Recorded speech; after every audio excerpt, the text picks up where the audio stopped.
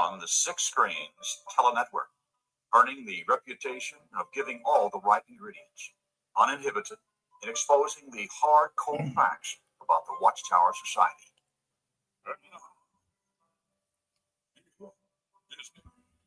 Well, hello, and there you all are, and thank you for coming into the Six Screens Telenetwork tonight. Well, you just heard from Angela and Dan and Constance, and we appreciate them coming in tonight and having their program on earlier. Well, we're gonna get into JW World News. My name's Rick Farron. I'm coming to you from the apostate capital of the world. Of course, that's up here in Boston, Massachusetts, and we do have bragging rights, friends. We really, really do. We, as I tell you every week, we had 350 apostates, criticizers of the Watchtower, opposers. They were all up here last August, August 1st, 2nd, 3rd. We had our first Jehovah's Witness convention, ex-Jehovah's Witness convention, I should say. So we really enjoyed ourselves. We had a great time, and I want to thank everyone that was able to make it up here. We all really got to meet new friends. We had a great time. And anytime there's a convention like that, folks, I would really say any ex-Jehovah's meetups or conventions in the future, by all means, see if you can make it. You'll really, really feel enlightened. Your day will you'll be walking around, hitting your head on the doorpost on the way out of the building. You'll be so happy. But anyways, a lot is happening in the world of the Watchtower. And, I don't have to tell you that. You guys know it. And what's really going on, folks, is there's a lot of things happening that a lot of PMOs are certainly finding out about. But those loyal Jehovah's Witnesses, the PMEs they call them, they're oblivious. They are oblivious to what's going on behind the curtains of the Watchtower. But, I love to report here every Saturday night. We've been doing it now for 20 years. And I have to really tell you that, and you've been hearing me say it right along, there's a lot of countries right now. I've counted now, we're up to about 14 different countries that are putting the Watchtower under the microscope. They really are. They're beginning to really realize that the Watchtower organization is very dangerous. And it's so good to be able to see other countries now coming down on the Watchtower and realizing that this organization has hurt so many people. And that's why these countries, including Canada right now, in fact, this week I found something very fascinating, and it really made me feel good that up in Canada, the Supreme Court of Canada is looking in to what Jehovah's Witnesses do as far as they're keeping records on people. Now, if you're a witness, that in the congregation you belong to, they would keep records on you, and they would put everything in that record book, and you didn't really even have privy to see what was in there. Do you really think that was fair? Do you think the Watchtower had the right to have you in their record book and you can't even get a chance to get it or look at it? What in goodness name's sake were they writing about me or you? I mean, wouldn't you be concerned? So the Supreme Court of Canada, they're concerned, and they're looking into a request by two Jehovah's Witnesses that wanted their records. And this was just in the news this week. And all of a sudden, it really escalated into a big issue in Canada. So now it's going to the Supreme Court. Can the Watchtower really keep records on you and not give you those records if you want them? Well, some of the judges, some of the different officials in Canada say no. But the Watchtower, of course, they always try to claim religious rights. That's what they're doing here. They're saying it's their right to not have to disclose records concerning ex-members. Well, the Supreme Court, like I say, is not in total agreement with this. And so there is now a reason for this to go forward.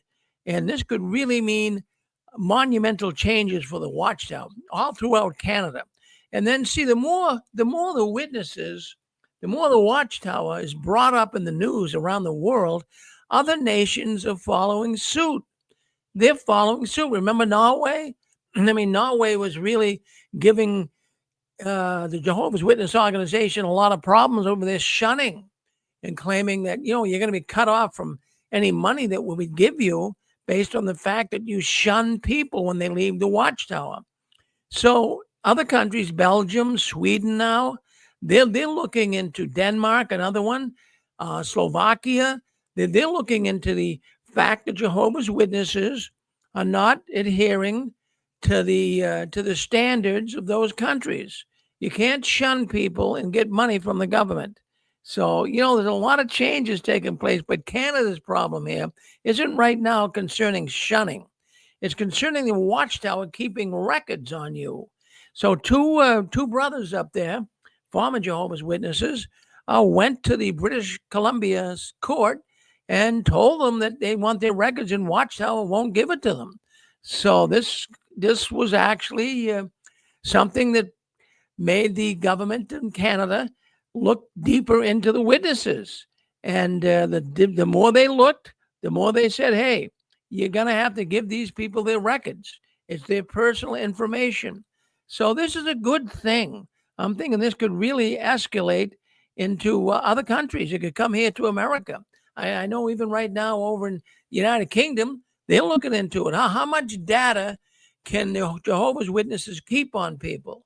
I know up in the United Kingdom, out in the United Kingdom, they were concerned with, when you went house to house, how you would keep door-to-door records. You'd have your record slip, and you'd put your records, that householder was a woman. She took a Bible. She took some literature.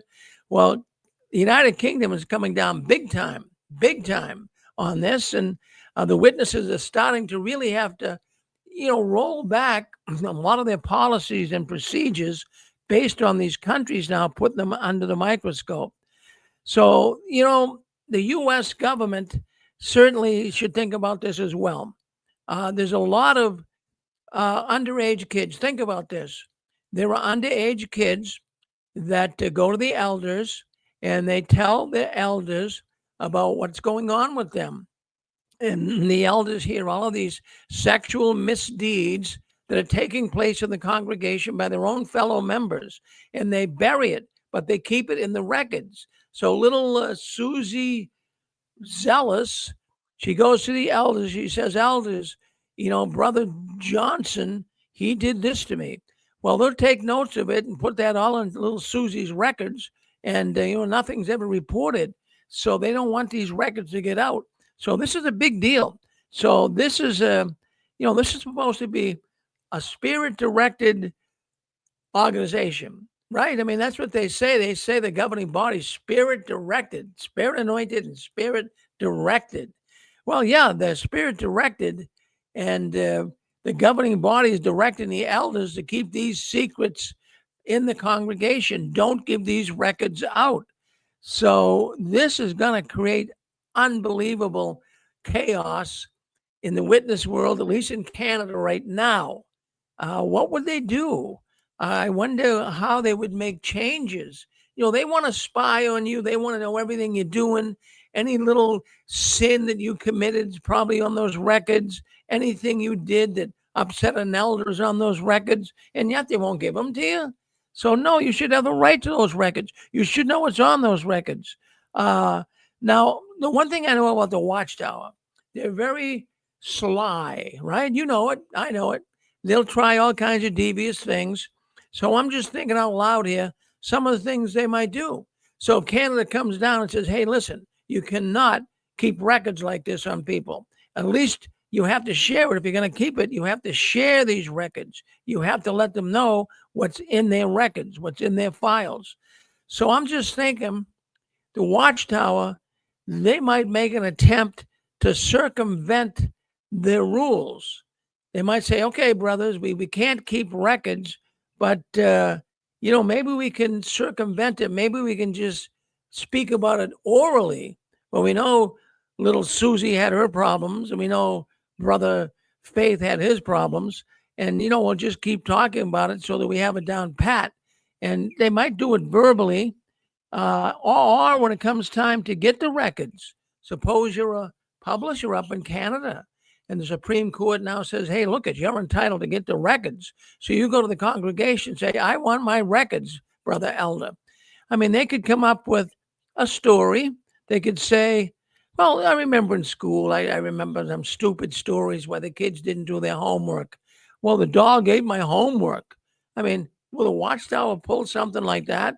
You go to get the records. Oh, I'm sorry. The records are lost. We can't find them. They could pull that deal too. And, they're not going to be hauled into court on that. We just simply can't find your records, brother. I think they sent them to another congregation. They could pull the game like that.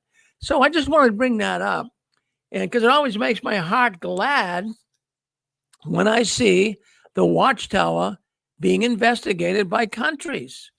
It's one thing for all of us activists to speak up and talk against the Watchtower and bring out various points that we're aware of, but it's another thing when the countries get involved.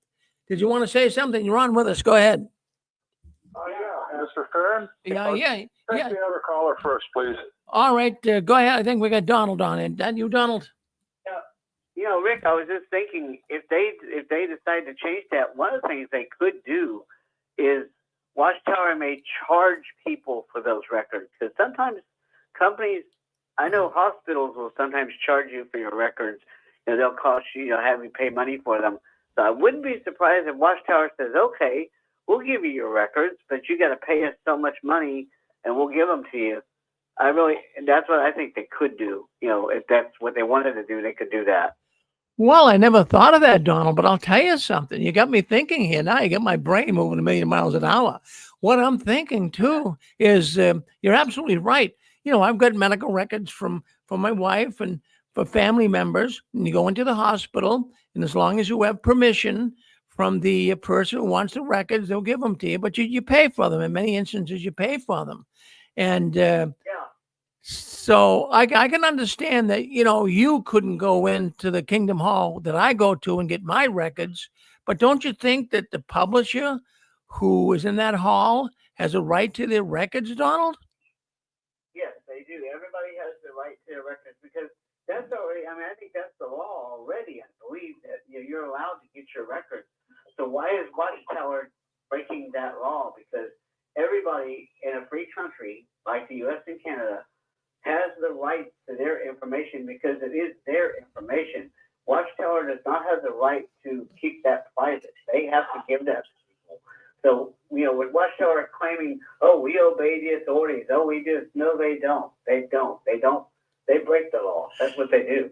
Well, Donald, the Watchtower is above the law. They're above the law. They're not. Jehovah's on our side. The devil's on the side of the governments. But I'll tell you what, it's so refreshing to see these governments coming down. And what it is, though, I'll tell you a reason why they don't give those records out. Those records contain some pretty nasty stuff. Really. Oh, yeah. Really. Think about this. Yeah. Pedophile case. If those records got released, Watchtower would be in a lot of hot water. Oh, yeah. And not only that, other things too. Maybe there's some murders that took place, that a brother was aware of. Maybe there was, some people that stole things, or maybe there's whatever it would be. That it'd be unfair. I don't know what. I guess other religions keep records on you to some degree, but I don't think like the Watchtower. Geez, why would you want?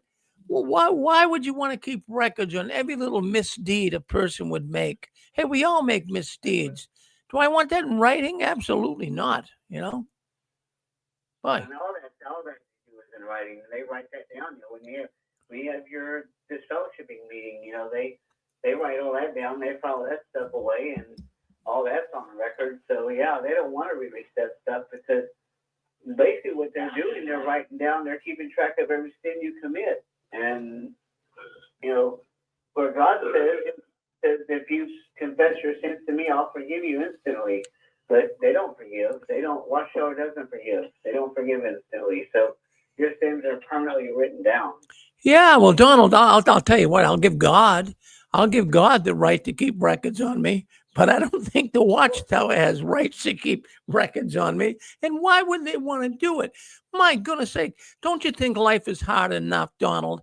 Geez, with all of the big issues people are faced with in this world, whether it be health issues, financial issues, relationship issues, the Watchtower has to have you worry about the records they might be keeping on you. What a bad organization. Think about this. You remember the book main Watchtower kind of reminds me of that book that they're like government surveillance. They keep track of you, they watch you, they have people snitch on you, and then they write it all down and put it in a file. And so, yeah, I think, in some cases, I think Watchtower is worse than what the governments are. Oh, they're brutal. Well, thank you, Donald, for your comments. Let's go up to You're welcome. the Upper Peninsula of Michigan. Good man, Ken. Hello, Ken. Yeah, good evening, Mr. Fairn. Thank you for taking my call here. I guess we already know that, and I was going to comment on that too, that the Watchtower Society here in the U.S. already keeps records on their members, and they say that those records are never released, that they're confidential, and they don't release them, period. As a matter of fact, when I was a representative for a friend of mine, when we went to the meetings and all that, they said point blank too that, yeah, we got records, but you're not going to get them. I kind of used that against them. I said, okay, they say they got records, but they're not going to release them. So as far as I'm concerned, they don't have no records. And that's, for one thing. But here in the United States, I know that on Michigan, the Freedom of Information Act, you're entitled to at least one free copy if you're indigent. And the first $20 is always free under the Freedom of Information Act here in Michigan. Under some circumstances, that might be free, period. But that would be something that you'd have to, determine on a case-by-case basis here. But yeah, they claim they have records, and I know that they got some records on me because I've got information that they do have records on myself and everything like that. But yeah, that's a violation because, most churches, they will give you your records, like baptismal certificates and everything like that. Watchtower Society does not.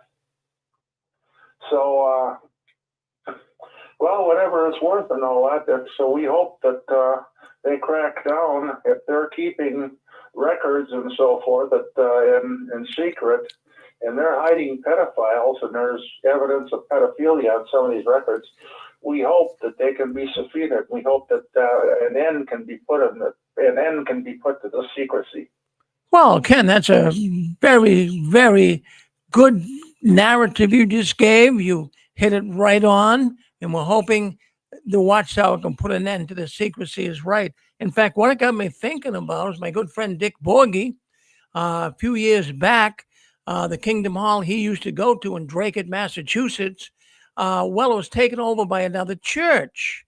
It was an Anglican church of some type. I'm not sure. I don't think it was totally Anglican, but it was an African church of some type. But to make the long story short, well, what happened is I got word that the Kingdom Hall sold it to this church. So I because the man called me who went to the congregation. He says, Rick, get down there because the elders left their file cabinet with all of their records in it. So, and I was willing to pay top dollar for that file cabinet. So Dick Boyd, my friend and I, Dick, we went to the Kingdom Hall numerous times trying to find somebody there so we could actually offer them money for the file cabinet. Do you realize, I could hardly wait to see what was going on because I knew they had a lot of trouble in that congregation. But when we got there, it was too late. They threw the cabinet out. So we missed out on the records. I would have loved to have those records and read them here on the 6 screens. Of course, I wouldn't use the people's names. I wouldn't do that. I wouldn't go that low, right? I wouldn't. But I would let the people know on the 6 screens what was in that file cabinet. Well, thank you, Don. And anyone else have a thought on this? Yes. Rick? Yeah. Hey, this is Stephen. I just wanted to make an observation. When I was still a witness, a little bit before I woke up, that was the last congregation merge. It was actually my first congregation merge, but I heard about them. And there was all this whoop-de-doo about how they were going to be merging low attendance congregations to try to fill up some congregations. But what came out of it was really interesting. Majority of the witnesses, they had to fill out all kind of documentation the elders did, especially the secretary. And what came out is that I heard this directly from the elders, and then I kind of heard it through the grapevine. most of the witnesses did not remember their baptismal dates. And so what would happen is, as the elders were talking to Bethel, when you call Bethel, you have to tell them who you are, your full name, what congregation, baptismal date. They have all this information they take from you. They won't tell you who you're talking to, but you have to give them all that. And then what began to happen is this is all over the United States. Nobody was actually documenting when people were getting baptized. So the elders would call Bethel. Bethel did not have that information. And then it came out as a result of that they really don't even know how many witnesses and how many congregations they had. They realized all of this stuff really wasn't being tracked and it wasn't accurate. They just had no idea. So what started happening was they just started assigning dates of baptism to people. So you would tell them, well, do you remember what year it was? Yes, I remember what year. Well, do you remember what time of the year it was? Yes. Well, was it at a circuit or a district? And you tell them, and then they would go and they'd look on a list that Watchtower provided. They would say, well, it could either be this date, that date, or that date. Pick one. And then you'd pick one, they'd fill out a card, and then that's how they did their reassignment of people. So the point that I'm making is, I don't know how organized with respect to record keeping Watchtower really is. Because as I said, that came out that they had no idea all the publishers they had, how many congregations they had, and when people's baptisms were. That stuff was not being tracked in Bethel, and the local elders didn't have it, and they just had to basically make up the date. So that's something to keep in mind too. I don't know how organized they really are. Well, thank you for sharing that with us. You know, there's so many people. In fact, there's one elder that I can remember when I was going to the congregation here in Wilmington, Massachusetts, and the elder would always say, "Hey, Rick, don't you think Jehovah's organization is well organized?" He always would say that. It's well organized. Well, thank you for sharing that, Stephen, because it's not as well organized as people would think. It's really not. As a matter of fact, right now, it's disorganized. It really is. The Watchtower organization is so disorganized, they can't tell their rear end from their elbow. Seriously. I mean, the way they're handling these crises that they're now confronted with is like immature. It's not proper the way they're handling this. And I don't know what's going to come about with this inquiry up there in Canada. Let's just hope that Canada says, hey, give the people their records. But the Watchtower is probably going to destroy them, or something happened. They'll make up an excuse. They're above the law. They can think they can get away with all this. We'll see what happens. Well, that's fascinating to me. Well, I'll tell you what. Wouldn't you like to know what's on your records? I'll tell you what. I would love to know what they had on me. I really would. Well, Rick's an apostate. Rick protested in front of the Kingdom Hall. I would love to see what they have on me. Boy, I'll tell you, I don't think that's fair. I don't think it's. Should anybody keep records on you?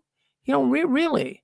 Well, what gives the Watchtower the right to know every little sin that you committed, to know every little error that you made, every little remark that you made, if it had some negative connotation? Maybe they have on your records things like, he's not too spiritual. He doesn't know the Bible scriptures. Maybe, he looks at girls the wrong way, or whatever. Would you want to have someone have records keeping every little detail of your life? I wouldn't want it, but I guess the loyal witnesses don't mind. I guess they don't mind.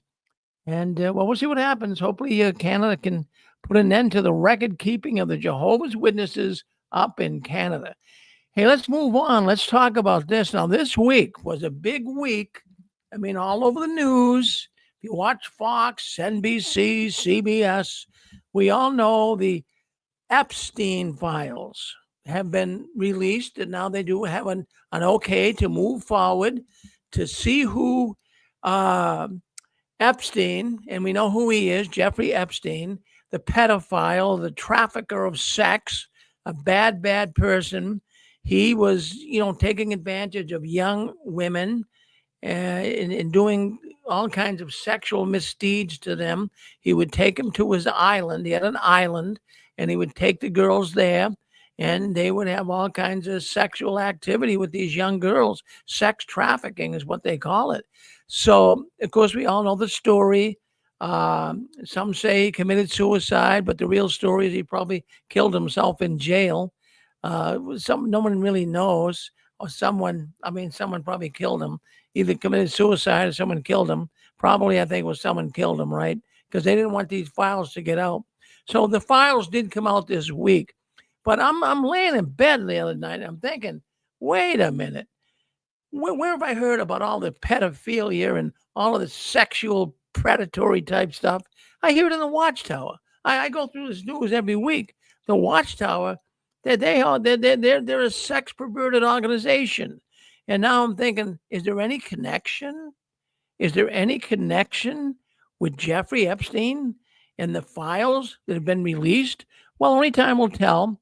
Slowly, names are being revealed, and we might be surprised. Some of these names might shock some people.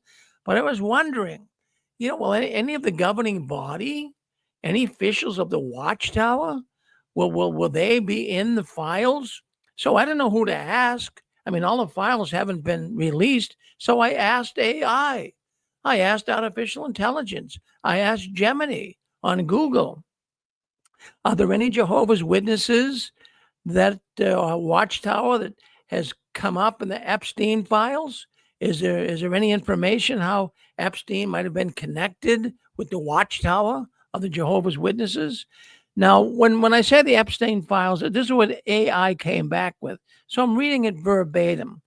The Epstein files, it refers to a large collection of documents from the criminal cases and civil lawsuits against Jeffrey Epstein and his associates. All right, so AI tells us what it is, but I already know what it was, but I'm glad they told me. It says the materials which have been partially released in redacted form include. So they evidently released some material, but they pulled some of it back for the time being.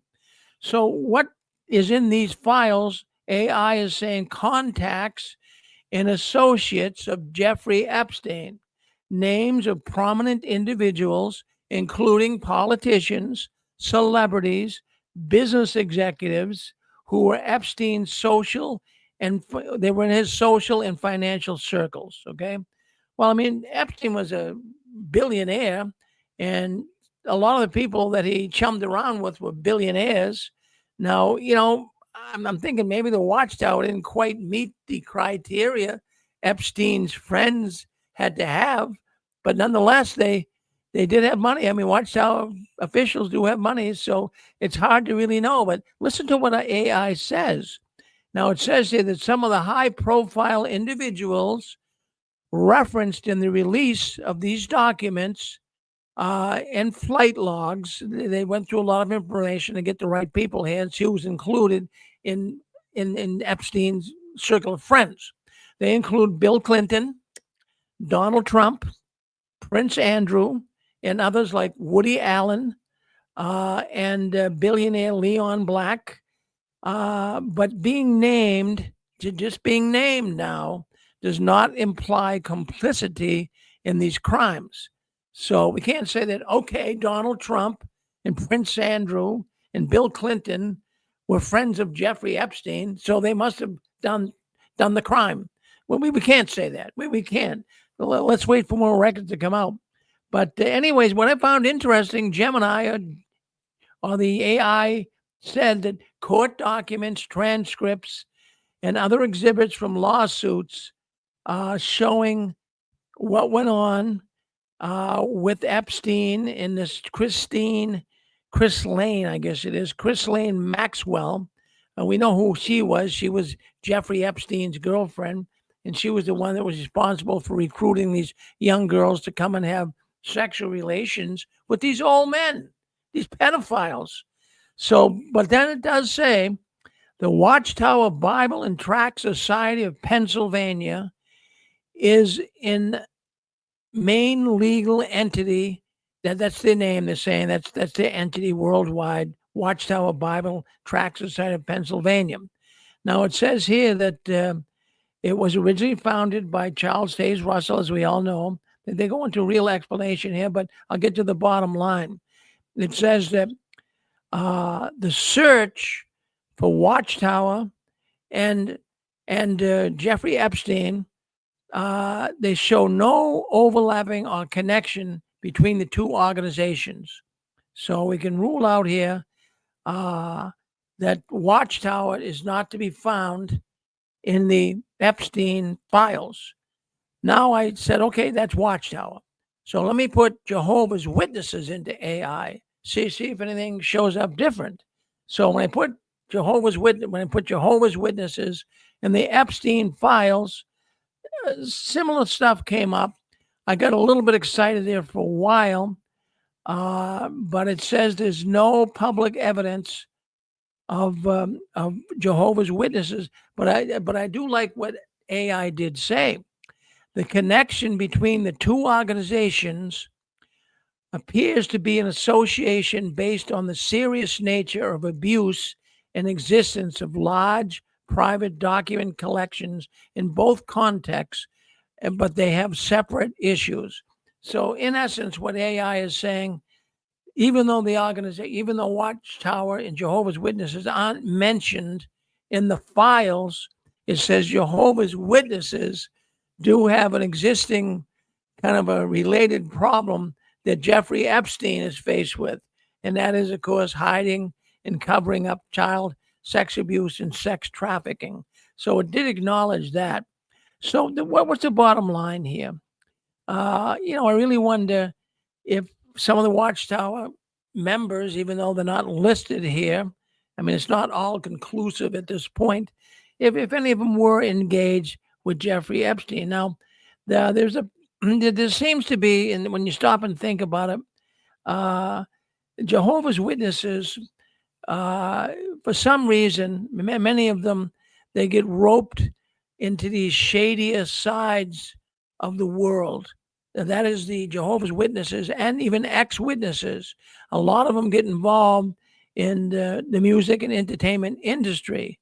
And we know that when you get into that, I'm not saying that that's all bad, but when you get into that type of a climate, all of a sudden things happen that normally wouldn't happen. Look at Michael Jackson, for example, okay? I mean, he was a shady character, right? He got roped in by the entertainment world and father taking him to strip clubs. And before you know it, he was even accused of pedophilia himself. And then you get Prince, okay, that everybody knows that he was on drugs, and really it was a difficult situation. He was a Jehovah's Witness too at one time. And then I started trying to look up names, any connections with some of these big names in Epstein.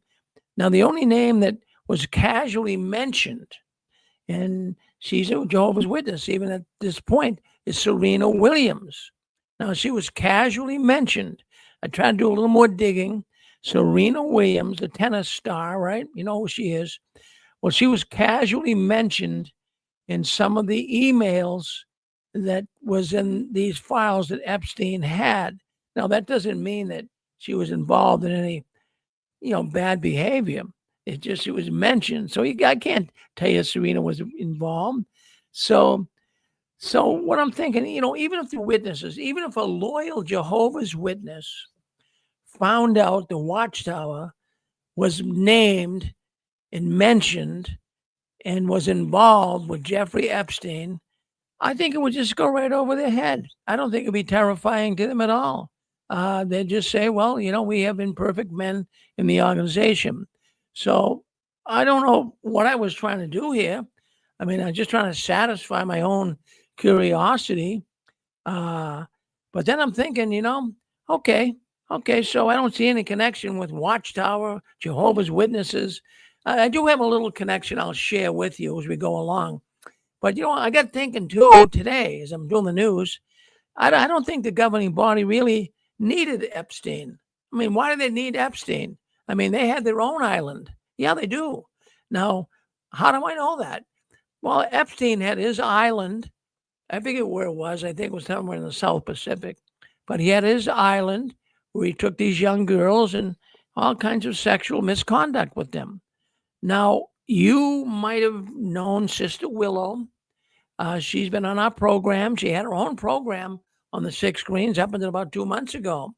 It was called Justice for All.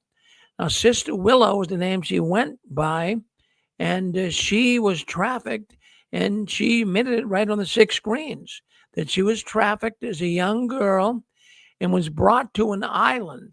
Now, it wasn't Epstein's island, but it was the Watchtower's island. It was an island called Deer Island, and I believe it was off of New York, New Jersey, somewhere out there.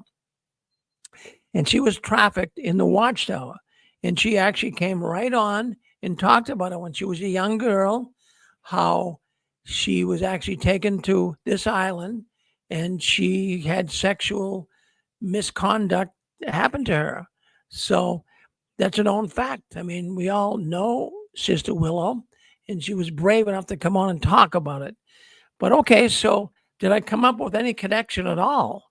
I'm trying to put pieces of the puzzle together. Is there anything in the Epstein files that shows a connection to Epstein and the Jehovah's Witnesses? Could I just find anything? Well, I kept digging, and the name Sarah Kellen Vickers.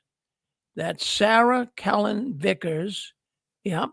She's a former personal assistant of Jeffrey Epstein. Well, you say, well, who was Sarah Keller Vickens? Well, this particular girl was raised a Jehovah's Witness, and she had a direct hand in the trafficking and of the girls coming into Epstein and coming to his island. Now, this is a fact. I'm not just blowing wind here. She is the daughter of a Pee Jehovah's Witness. Well, he died just recently. Sarah was raised as a Jehovah's Witness in North Carolina. Well, let me put her picture up here because I want to do this. This is a known fact, friends. Just let me get her picture up here. I want you to see her picture. So this would be Sarah. And this is her. She was raised as one of Jehovah's Witnesses. Just got to get to my media here. It's down the bottom. Let me just get it here. And this is her picture right here. Now, that's her. Now, look at that woman right there. That's Chrisleen. That's Epstein's girlfriend to the left on that picture. To the right is Sarah, the girl with the bob haircut, right? That young girl, that is Sarah Vickens. Now, she was raised as one of Jehovah's Witnesses. And here she is, a good friend of Chrisleen. That's, of course, Jeffrey's girlfriend. Now, so there's a connection there, right? Now, but the thing was, Sarah was disfellowship, not for being involved, I don't think, with Epstein, but she was disfellowship. Let me tell you a little more of the story. Let me tell you a little more. I know. I want to thank. I am not going to name any names here, but I want to thank the person who gave me this information. Concerning Sarah. And as a matter of fact, he went to her congregation. He was a little younger than her, but he actually went to her congregation, and he can remember her. She was quite a bit older at the time, but he had something to say about her. Before she was even out of her teenage years, Sarah was disfellowshipped. Yes, she was. And when you get disfellowship, we know what happens in the Jehovah's Witness world. You become shunned. You become estranged by her family. She got involved with Epstein and Maxwell, Chrisleen Maxwell. And you say, well, what possessed her to do this? I mean, it's unfathomable. It's almost impossible to understand. How can a young girl get involved in sex trafficking? Now, at the time, she was not one of Jehovah's Witnesses. I want to make that clear. But she was raised as a devout Jehovah's Witness. And when I say devout, at least her parents were, her father was devout, according to the information I got here at the 6 screens. So her family failed her. When she got disfellowshipped, her family failed her. She was still a relatively young girl. And we know that shunning destroys lives. It really does. Your life would be destroyed when you shun. So my gut feeling, I'm just sitting here and I have a gut feeling. And what it's showing me here, if she could have got real support from her parents and her siblings, and the members of the congregation, she might not have been turned into the girl that she was, involved with Epstein and Christine Maxwell. Did you want to say something? Go ahead. You're on with me. Okay, maybe not. I got a lot of people coming into the call here tonight. So, anyways, let's go back. Now, her father, that is Sarah's father, was one of Jehovah's Witnesses, a very staunch, devout witness. Did someone want to say something? Go ahead, you're on with us. All right, I'm gonna have to mute you. All right. Let me just mute this person. They're coming in the phone. It's messing us up. So, anyways, Tom was the father. He's the Jehovah's Witness, and he never really talked about Sarah. Once she got involved with Epstein. In fact, if anything, what I was told by this person that gave me the information is that Tom actually died not too long after he found out that Sarah was involved with Epstein. If you'd like to come in, come on in. Did you want to say something? I'm muting you. If you unmute yourself again, I'm going to kick you off. So I'm muting you. Don't unmute yourself again. All right. If they do, I'm going to have to ban them. All right. So anyways, what I want to say here is there's a connection. But if I can't say that, there's a Jehovah's Witness connection, just because Sarah was one of Jehovah's Witnesses doesn't necessarily mean that they're totally connected. But it did come up in my search. So, but I'll tell you, see what happens. How do these young girls get involved in sex trafficking and becoming involved with Epstein and some of this perverted stuff that takes place? A lot of it takes place because of the shunning practices of the Watchtower. A lot of it takes place because they're left homeless. They don't know what to do. Somebody meets them in the street. Hey, come and do this, come and do that, and they get sucked right into it. So it's something that I found very fascinating. In fact, I'm going to show you something else here. She wrote a book. There's actually a book out about this. Let me get to that book right here, right now. Let's take a look. This is the name of the book. There it is, Sarah's Story. There it is. So, if you want to get more reading, get that. I believe it's available on Amazon, but you can check that book out. So that's the connection I found. I was hoping I could have found a governing body. Boy, I'll tell you what, if on that list, Jeffrey Jackson or David Spleen or Garrett Loesch's name popped up, I would be doing a happy dance out of my driveway. I mean, I'm not trying to be cruel here, friends, but the Watchtower is very cruel, very cruel. And when I think about it, they did exactly the same thing that Epstein is doing. In fact, I'll tell you what, that's why these files we were just talking about earlier, they're filled with all kinds of sexual problems in the congregation. They do not want those files out. And boy, look at how hard it even was for the government to get the Epstein files out. And let's hope that all of these files can show really the bad people. And these people deserve to be prosecuted, and hopefully they will be. Any thoughts at all? Go ahead, hit *6. Come on in. Talk to us about it. Were you thinking of that this week? Were you thinking that maybe the Epstein files would have some Jehovah's Witness names in there? What do you think?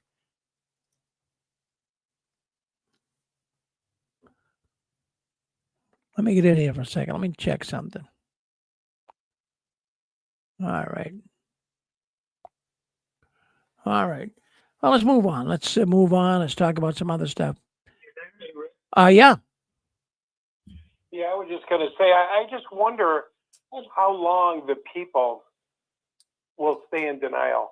I just wonder, like the people in the organization, when I meet them and I talk to them about things that are true, like about Toni Morris saying he wished we were dead, or, these things about pedophiles, they frown. I've talked to witnesses recently and they frown like I'm saying something wrong. And what I'm telling them is the truth.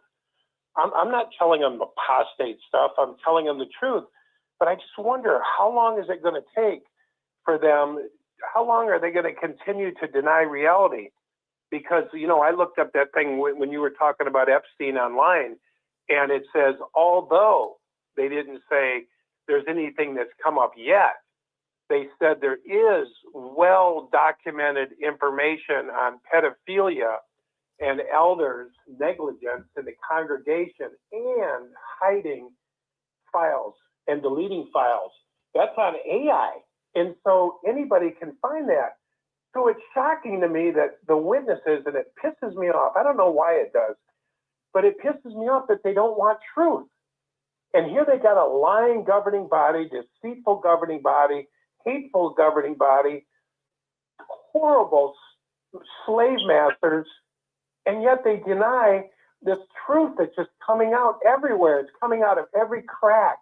It says darkness will be brought to light, and they're being brought into the light. But I look at these witnesses, and now my attitude is, shame on you. Shame on you. I don't want to be your friend. I know you can talk to me now. I know you can say, we love you, Dan. I don't need you to love me. I don't want pedophile hiders to love me. I don't want brainwashed, toxic people to be in my life. And I don't mean that as a judgment, but I'm like, if you refuse to wake up and you deny reality, I don't want to associate with you. To me, you're bad association. I mean, is that weird? But it's weird. That's what I feel. Well, I tell you, that's a good feeling. I mean, I get the same feeling too. That it's funny that a lot of us people have been out for a while. I really am getting that feeling that do I even want to? I don't even care if they shun me. I don't really want them as friends either. I mean, really, why would I want them for friends if they're going to just go along with everything the Watchtower says? And wouldn't you have, especially with AI right now, wouldn't anybody have the curiosity to at least look, punch into Gemini, punch into Copilot, punch into one of these chat GPTs and find out about the witnesses? It's all right there. And that's everything that's all over the net about them. I couldn't get enough of it when I was leaving the Watchtower. And I'm sure that's why there's so many PMOs today, too. They're finding out, Dan. They really are. Yeah, and I'm surprised they look at me. It was weird because we met some friends. I might have said that on the last show, but I met some friends, and I told Angela, one day I'm going to see those people, and there they were, and we saw them, and they're giving us hugs and bringing us up to their house. But when I mentioned anything about Watchtower, I know there's a name for that condition. What do they call that? I don't know if it's cognitive dissonance, but it's a condition where they deny reality. And whenever I said anything, well, here's why I left. I told them, I left because of the generation prophecy and stuff. They just had this stupid grin. I hate to say it like that, Rick, but it was a stupid grin. And I'm like, Dan, that's in the past, Dan. Oh, Dan, no, kiss my ass. I lived my life for these people. I gave my life for that shit. I passed out Watchtowers. I gave the Revelation book. I said 70 or 80 years that the world's going to end. Don't tell me to smile and eat shit. I'm not going to do it. I'm not in denial. I'm not a freak like you people. I mean, I really hurt. Like, how dare you look at me with that? You're just a child, Dan. Oh, my God, you're hurt by this. Yeah, I'm hurt by bullshit. My parents died in this stuff. I mean, my mom died saying Jehovah's going to kill me and your false prophecies. And you tell me to ignore it? You tell me just to, close my eyes? And they have this thing like I'm a baby. Oh, Danny, you're hurt, Danny. Oh, yeah, and I'm like, you people are lost. You people are dead asleep and you don't want to wake up. And I told Angie, I said, yeah, they love me all right. I don't want anything to do with them. Hey, God bless you. I know you're brainwashed, but I'm sorry, I don't hang out with people like you. Oh, Dan, I tell you, you got my mind thinking here. Recently, I won't say who, but I had some very close relatives who are staunch, devout Jehovah's Witnesses speak with me. Now, oh yeah, no, I have. In fact, just in the last month. And it's really shocking me. But I got thinking, now that they have relaxed the rules a little bit, the Watchtower now says that, in fact, even in one of the latest videos within the last month, they had a little video on jw.org that showed a man talking to his wife and saying, it sure is nice that we can show kindness and lovingness to people that have left the organization. And how would we ever expect them to come back if we treated them terrible? So they're changing their direction. So what it was within the last month, I had two close relatives who are Jehovah's Witnesses talk with me that haven't talked to me, one of them in 20 years. So I'm saying now, is this person who is a close relative of mine, is she talking to me because the Watchtower now says you can do that? Or is she talking to me because she really loves me? I'm having a hard time with that. So Me too. like you just mentioned, a very similar situation. So this video on jw.org was really disturbing to me, because don't the witnesses pick up on this? Don't they know that they have been told to, treat us like the scum of the earth, treat us like agents of Satan, the devil? And now they're talking to us. It really blew my mind. But are they talking to? Yeah, it's crazy. But you know what, Rick? Also, they're probably doing it. I'm not saying that she's not honest, but you kind of have to look at it this way. This kindness that she's showing, probably, and I'm not saying it is, but it could be that that's their way to try to get you back into the organization, because I think they're going to use that to try to get people back in. Yeah. And I want to say, I don't hate these people. I've longed to see them for years, but what I don't like is I will be a friend of yours. I will have a relationship with you. I will get to know you, but I want to have a conversation with you. I want to tell you why I left, and I want you to agree with me that they lied. Have a normal conversation with me, and we can be a friend. But if you're a brainwashed, if your brains are fried, and you're gone, and you're not there, I don't want to talk to you. I don't like mental illness. I don't like that stuff. And I'm not saying this against them. I'm saying, Rick, I love these people. I've known them. I don't even hate them today. But because they're so brainwashed, it was like, ooh, yuck, you know. And this love isn't real. It's manufactured by governing body. You can love them now. Oh, we can? Yeah, we can love Danny now? Yeah. And it's ridiculous. So they're going to throw this phony love, this little bitty leash that the governing body gave them, and gave them a little more room to run and play around like a dog leash. They let them run out another foot, and then they reel them back. I don't want no part of that fake. If you want to talk to me about why I left, false prophecies, if you want to talk about, the things going on in there, and you can be real, I will have a conversation with you, and I will be a friend. But they showed me, man, don't say one thing about my papa, which is governing body. Is their papa, is their Lord, is their mediator. It's everything to them. And so I'm like, okay, then we're done. And I said farewell to him. I said goodbye. And I probably won't talk to him again. I don't like it. It's toxic.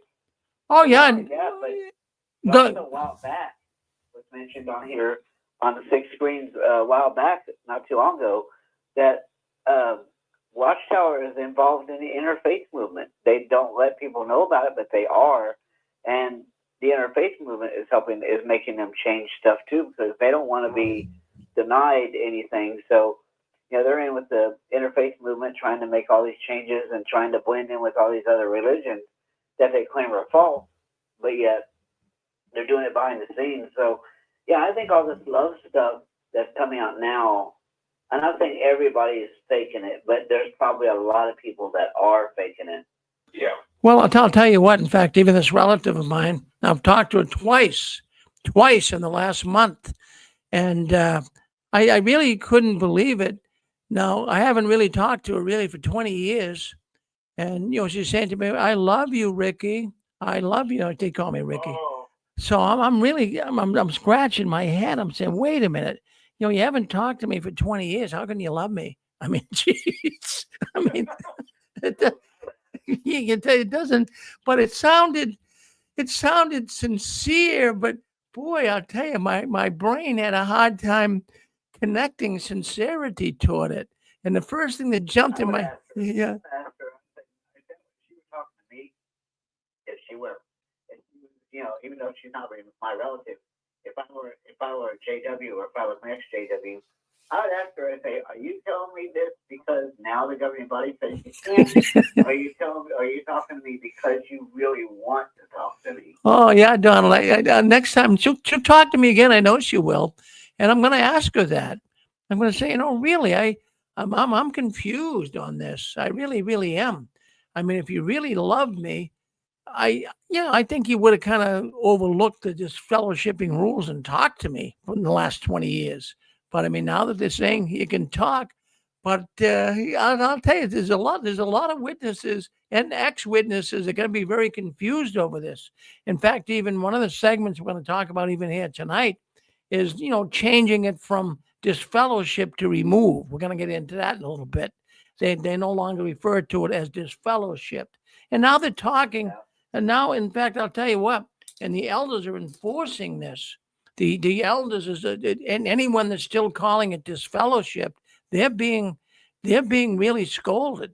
They're told, don't use that term. You don't use it anymore. They're being removed. Yeah. You know something, Rick? My uncle that I was talking to for 3 hours at a time, I was sending them tapes of, the governing body and all the different things. And he said, yeah, you and that apostate information. And I said, it's not apostate information. It's truth. It's your fucking governing body. Excuse me. Just saying, this is what this guy said. This is what they're doing. This isn't apostate stuff. Quit calling me an apostate. And anyway, in the end, Rick, he offered me everything. I will buy you a house. I will find you a house here in Georgia for $150,000 cash. I will find you that. I will do this for you. I will do that for you. And he went on and on. And finally, I don't know, what did I say? I said something. But I was like, what do you want from me? And he says, I want you back in the organization. He just told me, just like that. And I'm not coming back. And I'm not coming back. And I'm not coming back. And I said, I don't live like that anymore. I don't care about the end. I don't care about trying to get to paradise. I don't live like that anymore. And he almost cried. And he said, I don't know what's wrong with you. He said, I can't reach you. I can't reach you. And I just said, my world just got a lot bigger than the Jehovah's Witnesses. But, it's sad, Rick, because I still love him. And he's brainwashed, but he won't listen to a thing I say. But here's the reality for him. His dad is the one who died and said, Jehovah, the organization screwed us over. And he's now 81 years old, and he's going to be in the same place as his father because they want this end to come in their time. And I told him, have you read the new Watchtower that said the Watchtower that Jehovah's, the end might not come in your time? And you know what he said? Would you quit listening to that apostate literature? I said, it's in your own magazine. It's in the magazine. It says it. The end may not come in our time. You're an apostate through and through. Okay, we're done. Goodbye, fake. Goodbye. I want real love. Real love would move me. Real love will move anybody. Fake love, you can see right through it, especially when you've been through what we've been through. And I said this to him. I said, do you think it was right that Jehovah tells you to not talk to me for 45 years? I was up to your knees when you knew me. And I said, now you got gray hair and you're old and I'm older. I said, do you think it was right now that Jehovah tells you now you can talk to me? You got to quit listening to that apostate literature, And so nothing I can do, Rick, What can you do, Oh, Dan, that's the whole thing. I stay awake at night, really, sometimes just laying in bed. And I've said it here a million times on the 6 screens. What is the glue? And I mentioned even last week, Dan, if we have a product to sell, no matter what it would be, the purchaser of the product has got to benefit. Can you tell me how anyone who buys into the Watchtower product is benefiting? They're going to have someone control your life, take your money, keep all kinds of nasty records on you, and you like this? I mean, If you're going to go out and buy a Chevrolet, and the car salesman, gives you a good reason you're going to benefit by buying this car, it's fine. But even us, when we went out door to door, how in goodness name's sake, as a householder or someone who buys into the Watchtower product, how are they going to benefit? Maybe years ago to some degree, but there's no benefit at all now. Nothing, zero. Nothing. It's been a phony investment, and people have given their whole life, all of their recreation, all of their time, and with nothing to show. And now, like we said, Connie even mentioned tonight, there's not even the carrot anymore of Paradise Tomorrow. They've even pulled that out. Oh, it's just absolutely but I'll tell you what, Dan, and it's almost factual. Now I can't report it as factual, but I believe we're very close to it. You know that there's like 4 million PMOs. Surveys have been taken. There's 4 million, that is Jehovah's Witnesses, that are just going through the motions in a perfunctory fashion. In other words, they don't believe it, but they know darn well the ramifications that will come to them if they leave. So they're just going through the motions and believing, making believe they believe it. And they don't mentally believe it, but they have to stay in. But I mean, that's an organization ready to explode. You can't have half of the organization in PMO mode. Something's gonna. I'm proud of the PMOs. I'm proud of them because, when I left, I followed the protocol and wrote my letter and put it in the mailbox and let them do all their rigmarole. I'm more proud, I think, of the PMOs because they're not playing that game. They know how to be physically in and mentally out. And I mean, there's got to be some enjoyment in that because they know what's going to happen if they come out. They know they're going to be cut off. They know they're going to be abandoned. They know they're going to be out on their own. And they're using great wisdom. They're using great wisdom to be able to operate in two worlds, to be able to be physically in and mentally out. I'm so proud of them. And there's so many. That's amazing. And like you said, Rick, one day it's all going to come to a head like a big break in a dam. And it's just going to come. I don't know what it's going to be, Epstein. I don't know what it's going to be, but it's getting hotter and hotter. And Witnesses has had this clean slate for so many years. They look so pretty and so good and building Kingdom Halls in 2 days and all of this stuff. And now they're being exposed and they don't know what to do, Well, I'll tell you, they're hi, how you doing? Who's this? Hi, this is Stephanie, Sister Willow. Oh, hi, Stephanie. Yeah, yes. How you doing, Rick? Good. Thank you, Steph. Good. Yeah, I've been kind of shifting gears here a little bit, but I thought I'd chime in tonight to see what y'all were talking about. And I can't help but put my 2 cents in here when we talk about, what's the stranglehold. And Dan, you made a good point about the PMOs, how they, have 1 foot in and 1 foot out, how they mentally have to have these 2 separate identities. And that's actually a product of MK Ultra, which I do believe Watchtower was targeted by the, the controllers of the world, if you will, for MK Ultra purposes. But, we can use the brokenness that, they broke each and every one of us, and we can use that brokenness to our advantage now as a weapon. And since they're welcoming these conversations with former members and even in some instances, those of us that might be identified as apostates, that's amazing, Rick, that you had people call you with as vocal of an advocate as you are on the harmfulness of the Watchtower. But it does give us an opportunity to maybe break the code. And Dan said it so eloquently when he said, it's all about love. If they can sense the genuineness and the genuine love from our side, maybe we'll be able to capture some of these souls that you know, for lack of a better way of saying it, the demons have captured by their control mechanisms of these cults. And a lot of the cults, and you'll find, you know, there's this Islamic movement happening all across the world and taking a stranglehold on America, come out of the Catskills, New York, which maybe you've also heard of the burned out district, but that's where, you know, the Mormons, the Moonies, even the founding roots of Watchtower come out of that area. And I don't find it too strange that Patterson Farms isn't too far from there. So I think we're going to be hearing a lot more about these cults in the near future, not just Watchtower.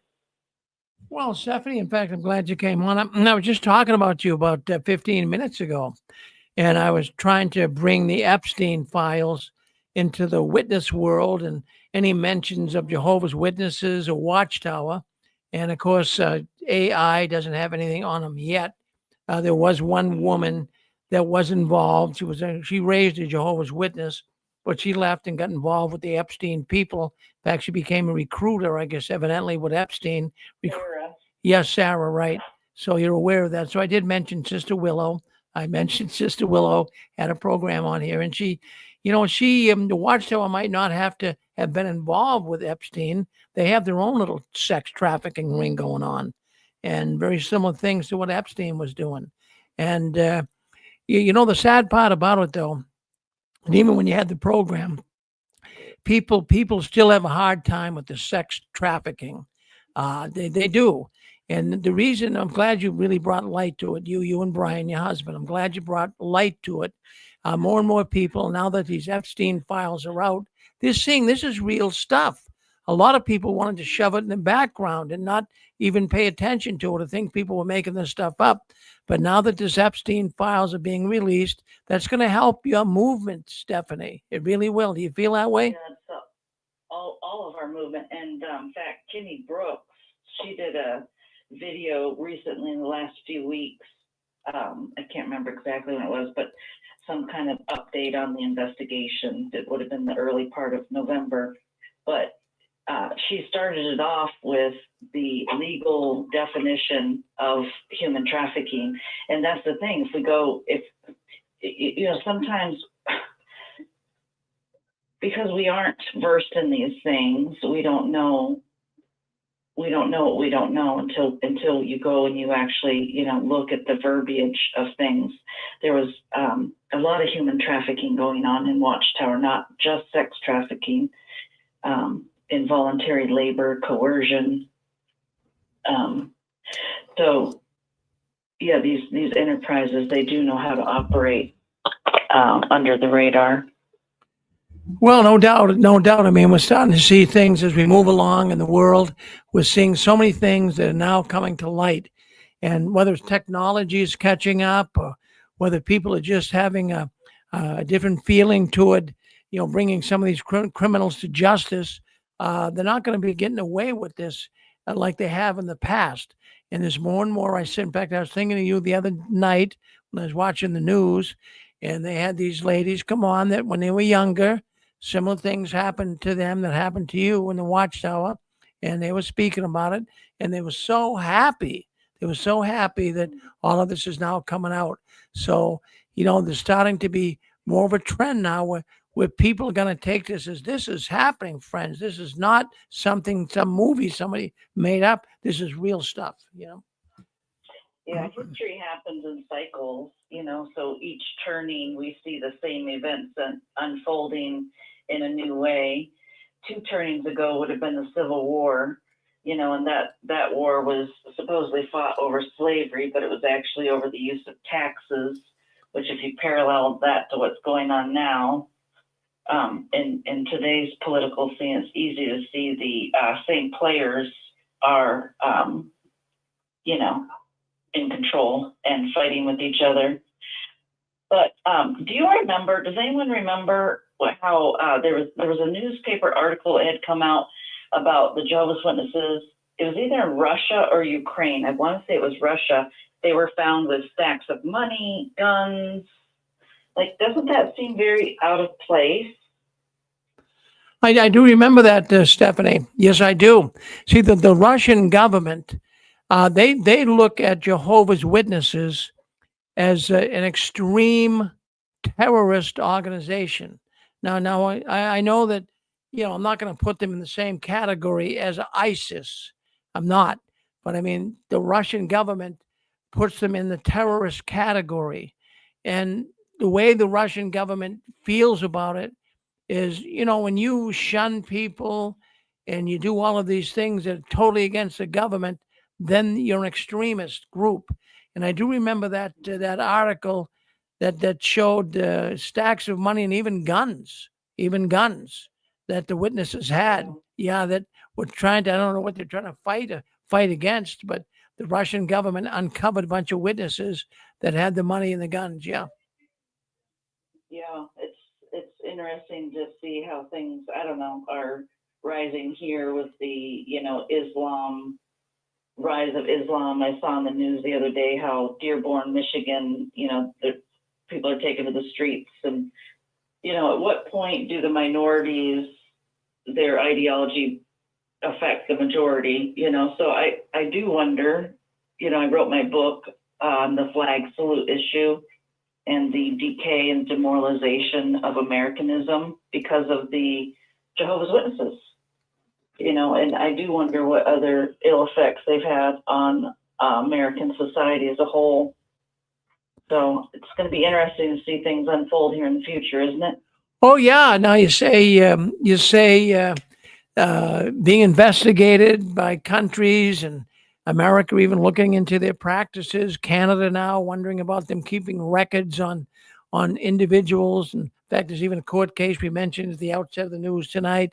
A court case going on up in British Columbia where two brothers wanted to get their records. They disassociated and they wanted their records from the Kingdom Hall, and the elders wouldn't give it to them. It's going to the Supreme Court. Yeah. So what you've got here now, yeah, you've got things happening. Countries are really starting to take a second look at the witnesses. They're putting them under the microscope, and there is a feeling. I do feel, as much as sometimes I think that the world's changing too fast, but I do feel that there is more of a sense of human rights than ever before, at least in my lifetime. People are really focused on human rights. And now these countries are really starting to say, look at, we all have to have rights. I mean, human rights. And I'm so glad that at least there's some attention being given to that. And in the process of getting human rights, they gotta shake all the rats out of the system. They gotta get rid of the people that have been taking human rights away. So I do see a movement, good movement. Yep.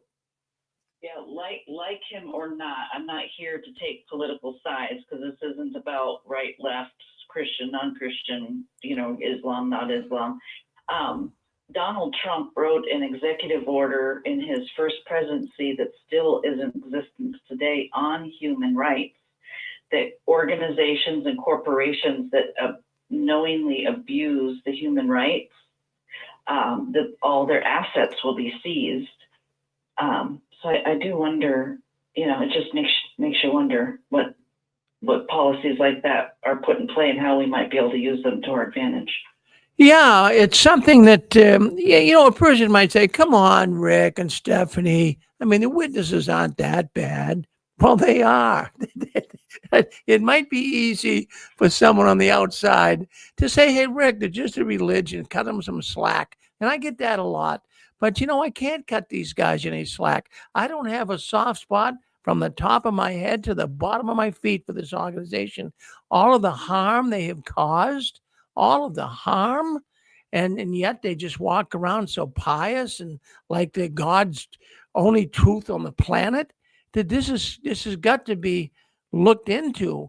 And starting this program 20 years ago, I really thought it was a losing proposition. We weren't getting any points on the scoreboard at all. I'm saying, my goodness gracious, these guys are getting away with murder. But I'll tell you, I'd say the last 3 or 4 years, since these governments, Norway, Belgium, Slovakia, Denmark, Sweden, Japan, all these countries now are coming down to Canada now, coming down on the witnesses. This is really like the cavalry has shown up. They're going to help us fight stuff, you know? Yeah, and I think because these cults are founded in America, Mormonism, you know, James Buchanan labeled the Mormons domestic terrorists during the time of the Civil War. You know, we're living in a parallel time, so that's why history is important. So, and then you have Putin labeling the Jehovah's Witnesses domestic terrorists as well. You know, my own experience, you know, you think terrorists, you think Al Qaeda, you think ISIS, right? But my own experience, you know, my first cardiac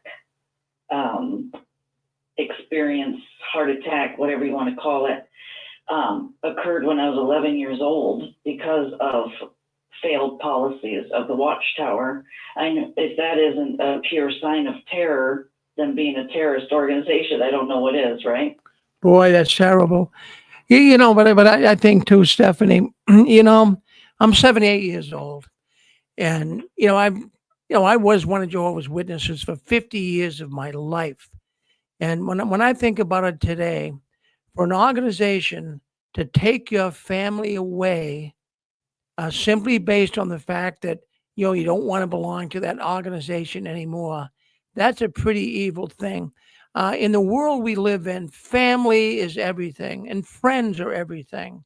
That's really Isolation's the worst. yeah. Every Type of punishment. That's why there's solitary confinement. yeah, It's the worst and of the worst. and everything else. God Every, bless every single one of the shunned. oh yeah, no, it's really having family. You know, everything else comes and goes in life. Everything else comes and goes, but you need your friends, you need your family, and to have just to be able to pick a phone up and call your sister or your brother or your mother or father. Even my mother, she went to a grave not even talking to her only son. I'm not complaining. I'm just explaining. I mean, I believe it hurt her more than me because she was. That's something I often think about too. That all of our relatives and friends that are shunning us, I think deep down they're hurting more than us that are being shunned. Absolutely. That's Yeah, absolutely. that's gonna hurt. Yes. We've taken part of ourselves back, and that's why we are being shunned. They still have those pieces lost to themselves, that inner strength. So, no, absolutely, they do hurt worse than we do. Yeah, I was just telling Dan, in fact, prior to you coming on, that in the last month I've had two Jehovah's Witness staunch witnesses. I mean, really loyal witnesses talk to me. One that hasn't talked to me in 20 years. So at first I said, "Wow, this is amazing," but then I got thinking about it. I'm thinking, well, recently the Watchtower, they're saying that you can. They had a little video I was saying on jw.org, and it was showing how you have to show kindness and lovingness toward these people who left the organization if we want to get them back. We can't be cruel to them. And so, anyways, I'm thinking, gee, are these people talking to me because the Watchtower said they now can talk, or do they really love me? It puts you in a crazy position, right? Crazy. Yeah, I think they're softening their Yeah. blow before they get labeled as Yeah. human rights abusers. Well, It was nice talking to you, Rick. Thank you for taking this time. well, Steph, anytime you come in, it's always good to hear from you. You're a straight-laced woman, and we all love you. And you say hello to Brian, okay? You say hello to Brian, okay? We love you guys too. Yeah, you guys have a great night. I'm gonna stay and just listen. Well, thank you, Stephanie. Yeah. So, what do you guys think? I mean, that's Stephanie. Hello? Yes, go ahead. Hey, Rick, this is Jesse Newman. Yes. Hey, that was a great call. I just wanted to, on the chat section, where people are commenting, have you noticed in social media, and Stephanie alluded to that they want to clear things up before nations start seeing how they've treated their own. But something I noticed about the witnesses lately on social media, they used to have a couple of months ago and a couple of years ago this thing, the best life ever. And lately on social media, I don't know if anybody's noticed it, a common theme that they're putting out is that that in the world, people complain about Jehovah's Witnesses knocking on your door. You shouldn't complain about that. You should worry when they don't knock on your door.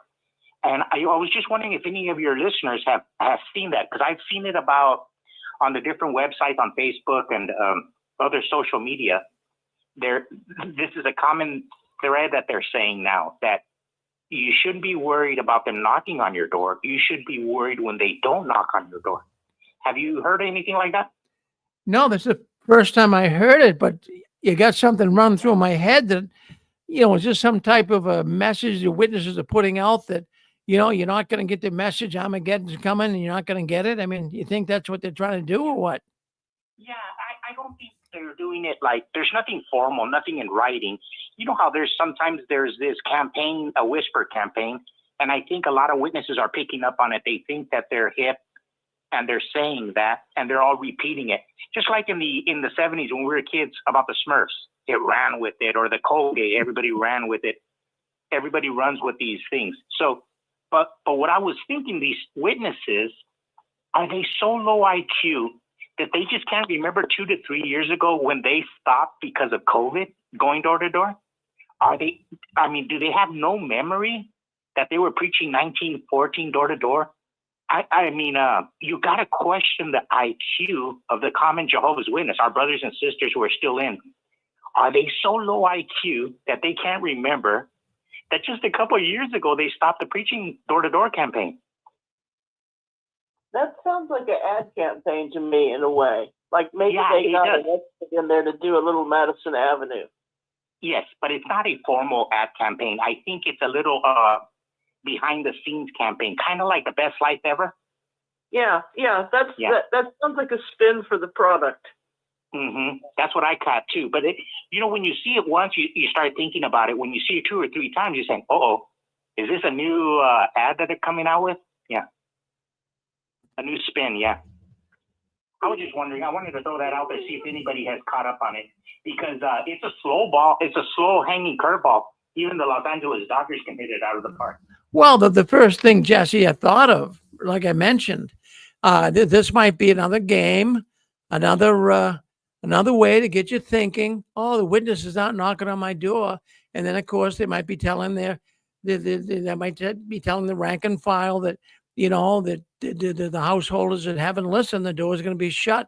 I mean, I don't know what runs through their head, but they have think tanks, Jesse. And they sit and they talk, and how are we going to pull this over on the people's eyes? But that might be the way they're going to do it. Who knows? We're good. I'll bail out. Let somebody else in. Good. Thank you, Rick, for letting me on. Well, you're a very good man, Jesse. Don't you ever change? Yeah. So things are really gaining momentum in the Watchtower organization. We're hearing all kinds of things, and it's hard to really put your finger on exactly what's being said. But I wanted to bring this thought up about they're trying to really get rid of that word disfellowship. They're having a hard time doing it. They want to replace it, as we say, with removed. And it's surprising to me that they would want to do this, but I think they're doing it for legal reasons. I mean, disfellowship, when you think of the word disfellowship, it has the idea of being ostracized. If you say, you are disfellowship from this organization, it has that idea or that genre, you could say, of being ostracized. You're being ostracized from a group. You're now being shunned. You're now being hated. But removed, at least in my own way of thinking, it seems to have a different connotation.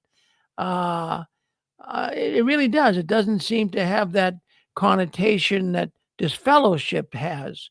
I don't really associate ostracized or shunning with removed. So that's why I think they're changing it, because it doesn't have that connotation of being shunned or hated. And that's what's really getting some of these countries ticked off with the Watchtower. You've been disfellowship. You're being shunned. You're being ostracized. But by the Watchtower just changing it to removed, the countries might not associate removed with ostracized or hatred. Just my own thoughts on that.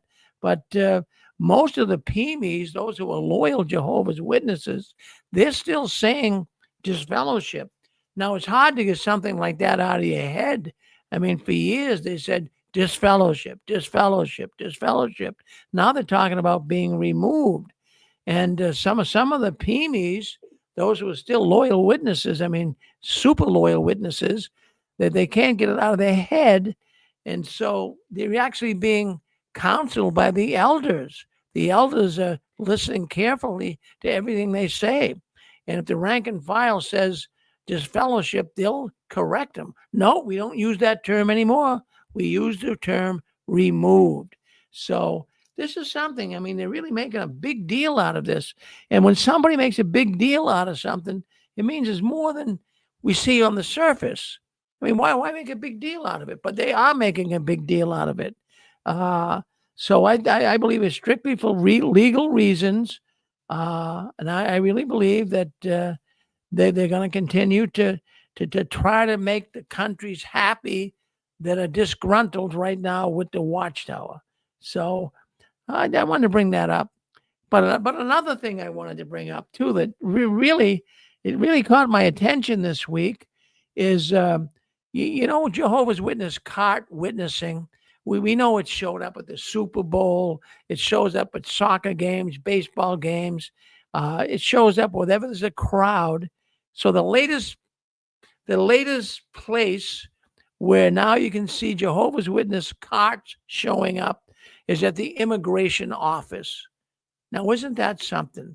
The immigration office. Now, the immigration offices around the country are usually in federal buildings.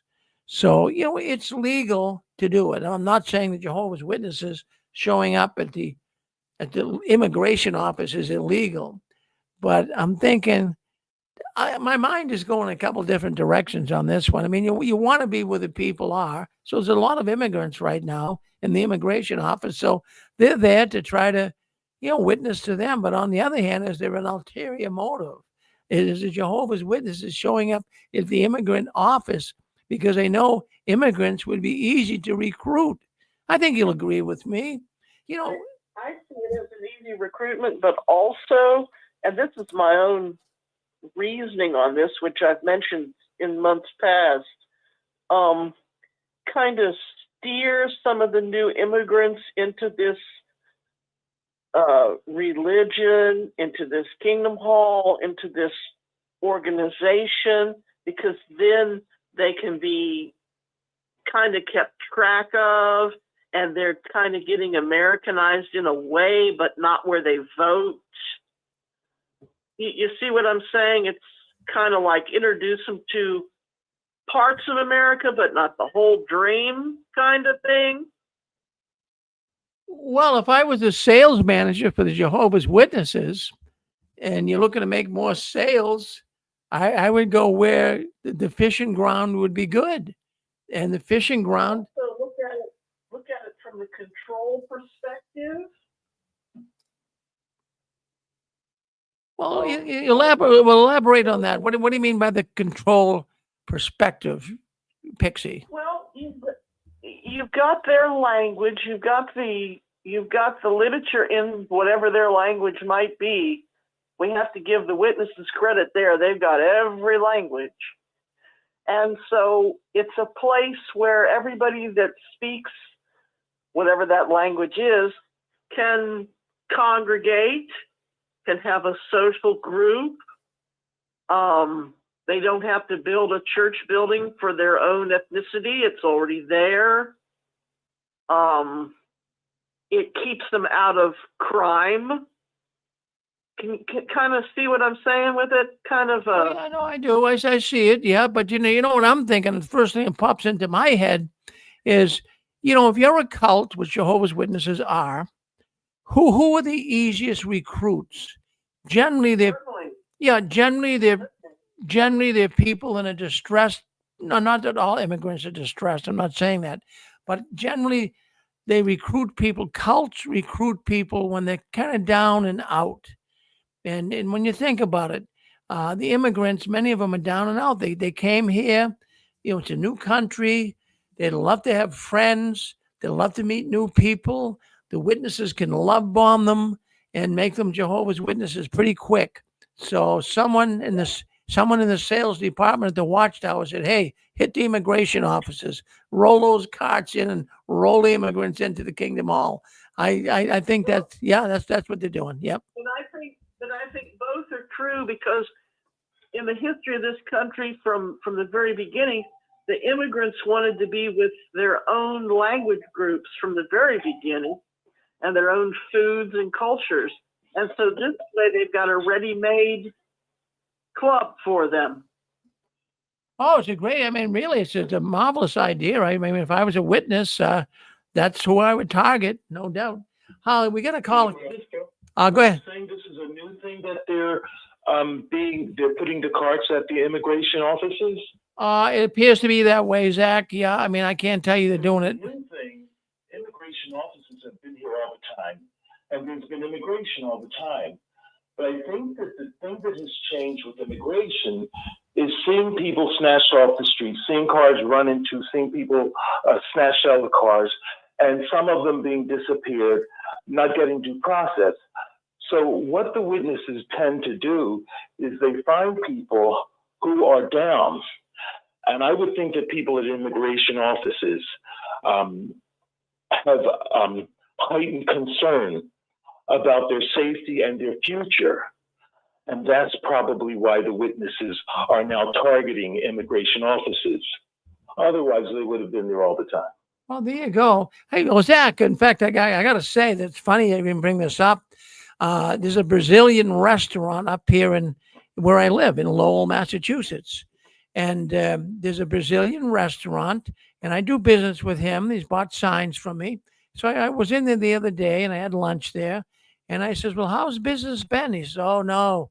He says, "Since the ICE people showed up in Lowell, where this is a city here in Massachusetts, since the ICE people showed up, all these immigrants," he says, "coming into the country, they won't come here. They're afraid they're going to get caught." So you're right. They're distressed. They're down and out. They're afraid. And boy, for the witnesses to make friends, and they might feel like maybe there's some connections. These witnesses might be able to help me stay here, something. That's exactly where they would set up shop. Yeah. Rick, I have a comment about records that the elders keep. Yeah. Okay, I don't want to jump subjects, but the kinds of records that I remember them keeping. Let me go back to childhood. My mother used to say that, no, really, my mother used to say that they have records on everybody. She felt that they had records on everybody because that's what she probably had been told. But when I became an elder, I didn't see that. But what they will keep records on, if you have a disfellowshipping case and they've got all their notes and stuff, they stick them in this thing, the envelope, and they keep it in something called the confidential file. The only time you can go in the confidential file, even as an elder, is when the secretary is there with you, because they're under the secretary's control. Also, if you have any kind of judicial committee hearing, even if you're not disfellowshipped, if you are privately reproved or publicly reproved, they'll put that in the file and it'll have your name on the outside of it. They put all the notes and records and stuff in that file and it has your names on the outside of it. If there's any special situation that comes up that might not necessarily result in a judicial committee, then there might be a file on that. There was even a letter that says how long you should keep stuff in the file. One time I thought it was like 7 years, and then certain things can be discarded. But that's the kind of stuff that I'm aware of that they keep in the files. Of course, it might have all changed now. Also, the publisher record card, it changed from publisher record card to being called the congregation's publisher record card, because when it was the publisher's record card, it was like you could ask the brothers for your card and go to a new congregation. and they had to give it to you. Or you could ask for your card as if you're going to go to another congregation and then disappear. You know, you could fade real easily. So they started calling it the congregation's publisher record card. On that, they have whether you're an anointed or other sheet, they have your date of baptism, your address, and the time you make in the field service. It used to be a physical thing. I don't know now that they do things online. And that's my knowledge of records that the congregation keeps. Right. But see, here's what the problem would be, Zach. Why is it that the Jehovah's Witnesses, especially here in British Columbia, as we brought up earlier, why is it that if you wanted to have your records, you go to the elders, you say, gee, Mr. Elder, you know, I'm no longer one of Jehovah's Witnesses. I'd like to get my file. Why is it that they'd be reluctant to give it to you? Are they hiding something? I'm not defending the witnesses for not turning records over to the person asking for them. I'm just simply saying what the records are that they do keep. Right. But I mean, you know, you just mentioned kind of mundane and ordinary things, you know, hours in the service, when you were baptized, whether you're anointed. I mean, I wouldn't see where they would have a problem handing that over to someone, but you know what I mean? Yeah. Yeah, they used to pass them out during maybe a service meeting. I remember one time they passed them out, and I must not have been a publisher because I didn't get one. But my mother, you know, they passed her hers, and then they collected them. But I haven't seen that happen in recent years or in recent decades. You know, that was when I was really little. Well, you know, the other thing too, and I didn't even bring it up when we were talking about the records, you know, there are people in this world, Zachary, that are very vindictive. And, you know, you might get an elder that's jealous. Maybe he's, for whatever reason, he would be jealous. So, you know, these records, they might not be as accurate as one would think, because you say, well, who's putting the information on these record cards? What if I have an elder that doesn't like me, and you know she's going to put something down very negative? So I'm sure that happens. Now I'm not going to say it happens on all record cards, but I'm going to say there's some stuff in there that might not be totally truthful. And then I'm thinking, if there's really nothing to hide, why hide it? So there's something going on. There's going to be, I mean, we know there's confidential records about pedophilia. They put them in a blue envelope. But on the other hand, there's going to be others. Yeah. The blue envelope is before they made that decision sometime around 1997 to put that stuff in an envelope. The blue envelope has always been there. Well, I say always. I recently reviewed the Pay Attention to the Flock book that preceded the 1984 one. So the prior one, I used to be able to look at it on the Bethel shelves, even though I was not an elder at the time. Sisters could look at it. And I looked at the disfellowshipping chapter, and it said that the society should be informed if a person is disfellowshipped. So it was very loose in the way the society was informed. But in the 1984 Pay Attention to the Flock book, it has a specific documents, an S77 form, I think, S78, S79, something like that. And that the disfellowshipping, when a person's disfellowshipped, they have two 3x5 type index cards, or maybe a little larger than that. One is like a yellow and the other is like an orange. And then there's a 8.5 by 11 sheet of paper that has a summary of the case, the elders who sat on the case, the person, and the sin. That, you know, basically a one-word thing. And they send one of the index cards, I can't remember the color of the one they sent, but they sent it with that paper into this society. and the other card stays in the file with a summary of the case. You know, in the manila envelope, and they keep it in the confidential file. When the person gets reinstated, they send that one card with the date of reinstatement. They send that to the society, and so the other stuff stays in the file. The only point I'm making now is that they got more formal with their informing the society of a person being disfellowshipped since like around 1984. Before that, it was a very loose informing of the society. Oh yeah, no, I agree to that, absolutely. Well, thank you, Zach. Thanks for that little summary. Appreciate that. Well, case in Canada will be interesting. Now, it could be that they are not following the law to give the two people their records. But what comes to my mind is not everybody has a library mind. And maybe they were so lax that they destroyed the records of those two people bringing the suit. And that wouldn't look good either. Well, thank you, Pixie. 865, you're on with us. 865, go ahead. Hey, Rick, this is Junction Guy from Tennessee. Hello, Junction Guy. How you doing? Good, doing good. I want to comment on go back to the Epstein thing. I'm wondering if we're just looking for the wrong names on the list.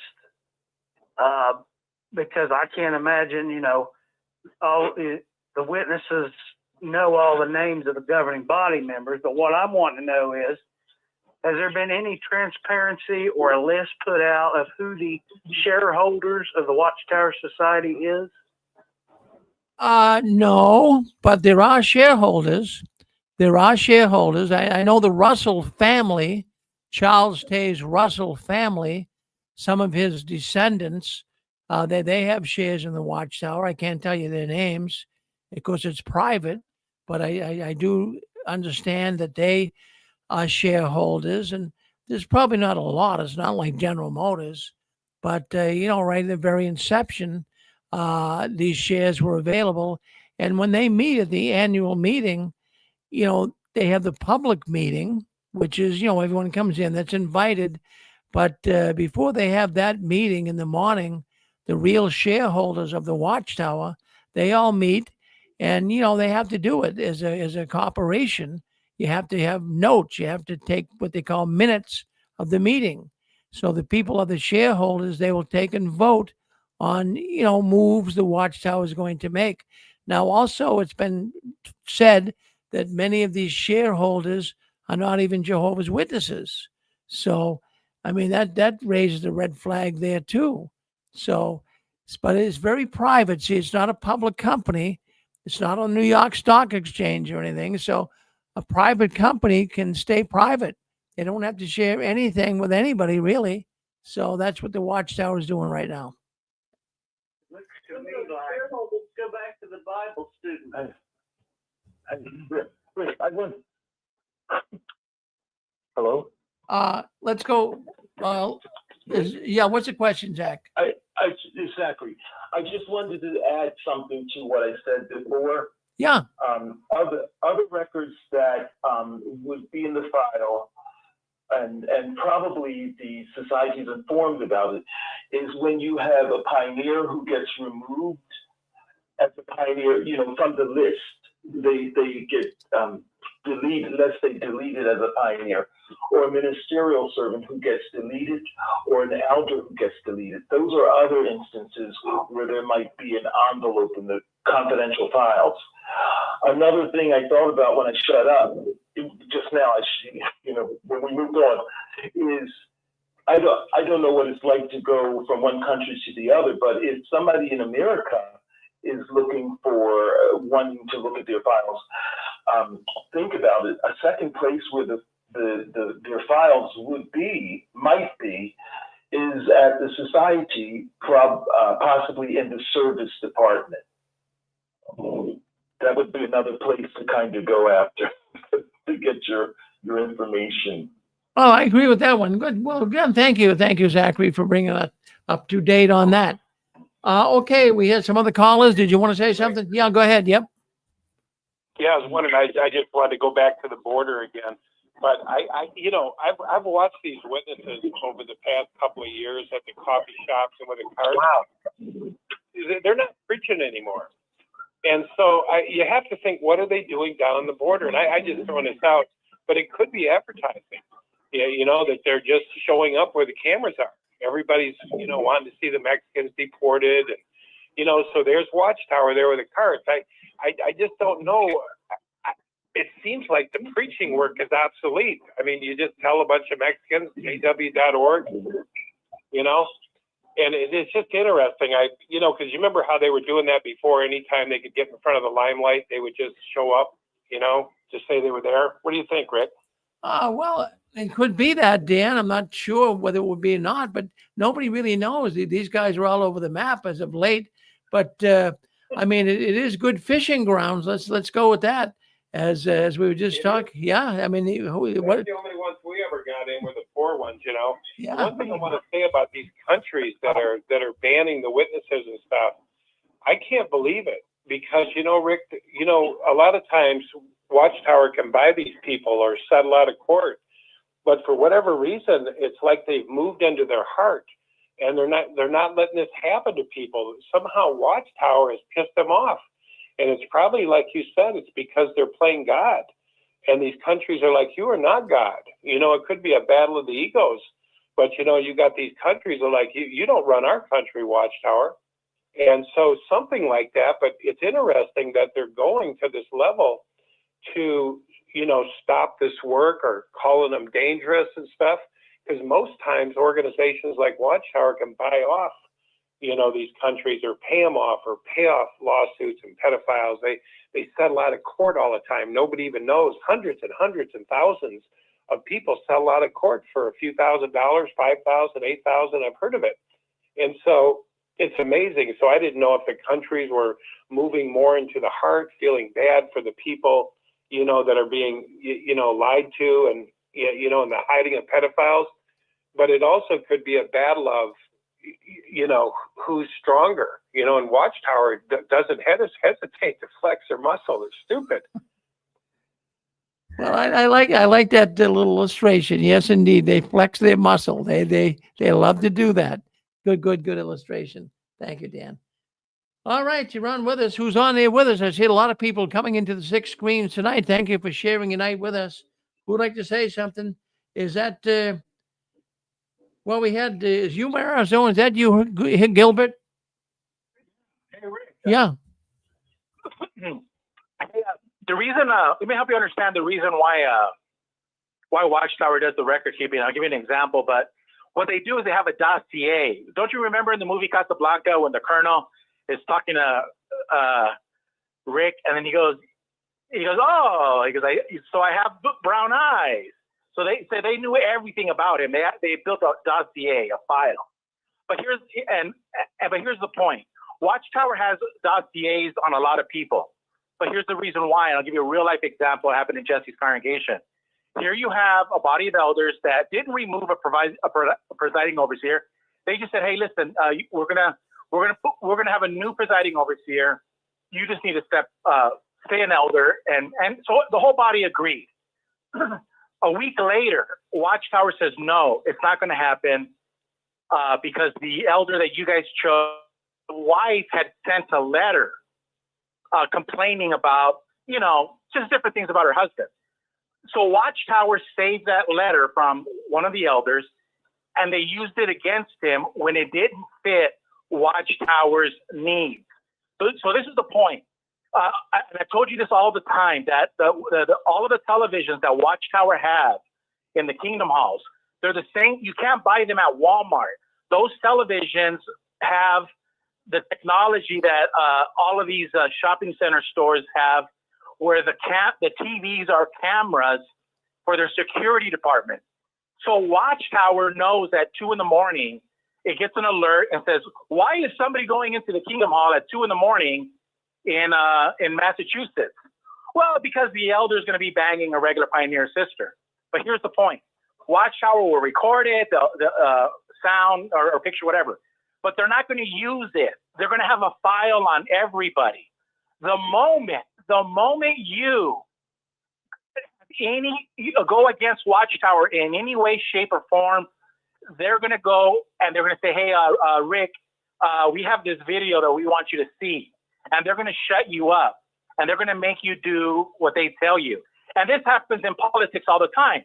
You see this all the time where you have a politician who's talking a great game, and then all of a sudden he's quiet. Like Cash Patel and Dan Bongio, and everybody's saying, "Hey, what do they got goods on you? Do they have a secret recording of you doing something?" So Watchtower does have a dossier on everybody. They just don't tell you. But the moment something happens, like I'll give you an example. Let's say you decide to fight Watchtower on the cell of a Kingdom Hall. They're going to use whatever they can to get you out of that body so that way they can accomplish their task. So yes, Watchtower has a dossier on everyone. And why? Because they're paranoid schizophrenics. And we always talk about how birds of a feather flock together. This is what communist regimes do. This, in the movie Casablanca, they were the Nazis. But power-hungry people are paranoid, and they build files on everyone. And that's why Watchtower has those files. They have one on you, Rick. When you even go to their property, they even know that you're there because their computer system already has a profile on you. It has a picture of your face, a digital picture. It can identify you. Well, that's happened. That's happened to me when I visited the world headquarters. Yes, they knew who I was. In fact, I don't have a digital picture of you because I'm not a paranoid schizophrenic like Watchtower. I'm not a control freak like Watchtower. Make no mistake, Watchtower has a dossier on all of you Jehovah's Witnesses, ex-Jehovah's Witnesses that are doing videos. If you do Jehovah's Witness videos, they got a file on you.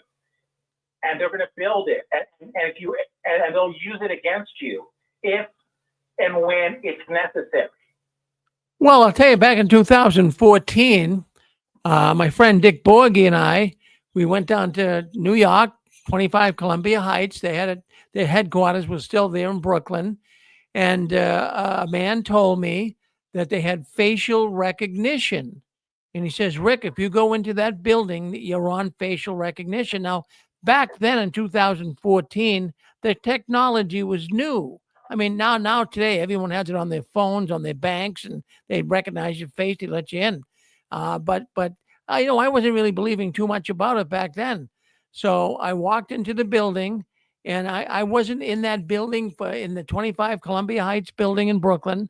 I wasn't in there for 10 feet. I did not even walk 10 feet, and all of a sudden, four security guards, all with the JW.org blue jackets on with the logo JW.org, and they approached me, and they said, "What are you doing here, Rick Farron?" I tell you, it really floored me. They said, "What are you doing here in the building?" I said, "Well, I came to talk with Brother Loesch." But I mean, they questioned me, interrogated me, really. So they do. They have actually anyone that is an opposer or, like you say, has a YouTube video, or anyone that is a known apostate, then they got you on recognition.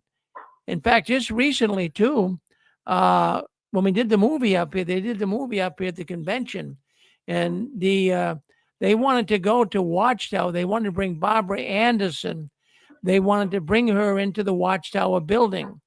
And she was told that there was facial recognition on her too, that they'd recognize who it was, because this movie company wanted to get in and talk to some of the officials of the Watchtower. But they didn't want anything to do with them, of course. But you're right. The dossier, they got it on us. And I think they got one on you too. I believe they got one on you too, man. I'm telling you, Hubert. TV, please. What's that? Tell us a little bit more about the tech that special TV has. No. It's common knowledge that every television if you go to a store, like an outlet store, Levi or Nike outlet. You see all these TVs. Well, all those TVs have cameras and they have microphones, and they're spying on their employees. They're spying all the time, make sure people and employees are not stealing. But they're showing product placement. So they're showing the pictures of their product. You think it's just a regular TV, but the TV that you get at Watchtower, you can go to Watchtower, look at their TV and look at their model number. You can't buy it at Walmart. You can't get it at Best Buy. Those TVs are specially made for businesses who have a security system. So when again, when the elder goes in at 2 a.m. to bang a regular pioneer sister or his gay lover, because that's what they do, these weird elders. Watchtower is going to record it, but they're not going to tell you anything. They're not going to have a judicial committee. They're going to use that video and put it on file. And when the day comes, they'll just say, hey, Brother Jones, we need to show you something. And Brother Jones will sign the title over to Watchtower. Brother Jones will do what he's told. So this is what they do. It's called people are compromised. The word is compromise. This happens all day long in politics, and it happens in religion. The reason why it doesn't happen with apostates, because the apostates just openly confess their sins, and then they run away, and they say, I'm out. But these people don't openly confess their sins. They keep their sins private. Watchtower has them by the balls. Well, that's fascinating. I mean, I wouldn't discount it, Gilbert. I would say that they listen. They will do everything. If they can cover up child molestation, they would keep a dossier on you. They would want to know anything you did. They can use it against you. I like your little story there on, they want to pass a resolution. We're going to sell this Kingdom Hall. Oh, brother, I don't want you to sell it. Well, let me show you something, Sooner or later, they get them to come over. Yeah. Good. Thank you. Thank you, Gilbert. All right. Thank you, bud. Yeah. Well, there you go. My goodness gracious. Well, folks, I have to tell you, things are happening in the Watchtower. Now, here's what we're going to do. We're going to close the program down here for tonight. But what I want you guys to do is I leave the conference line open. So if you guys want to talk, not on the air, but you can all talk together, the conference line will be open. So if you want to talk freely in there, by all means, go ahead and meet some new friends and talk to people, because a lot of people don't want to come on the air, but it's available after the program. Stay on the call, talk to some of these people.